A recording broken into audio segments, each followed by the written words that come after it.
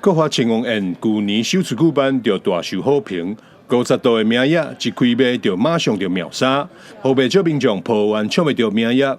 主办单位今年特别加码到100度，预计将会再度引起抢买热潮。黄伟提笑讲，可能也是上少，可见活动人气较吸引力。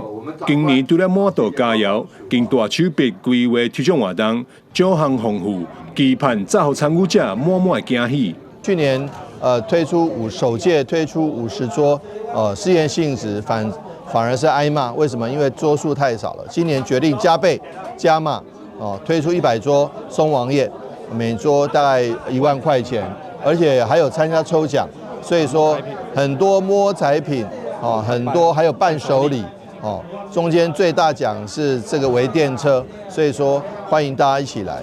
这出菜肴集结了国华友爱街区侪间知名店家，参像是阿明之星、一品虾仁饭、包城羊肉汤、福岛爱玉、阿文米粿、阿峰浮水鱼鸡等，互参加的朋友唔免留汗行半工，一届就享用到侪经典小食。同时是由家庭赛蔡玉峰团队规划宴席，并邀请知名艺人陆秀兰担任代言人协助推广。针对我们的会员集结大家共同来出菜。我们今年的活动是在10月19号。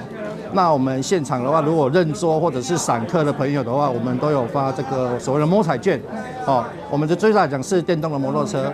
那每一个来宾的话，都会送伴手礼，有南都的旅游事件组，还有我们井仔角手文庄的这个祈福眼来送给大家。今年的活动主要是办在台南市南岛路的这个整条封路起来办那应该活动会很热闹欢迎全国的朋友一起来享用台南国华松王宴。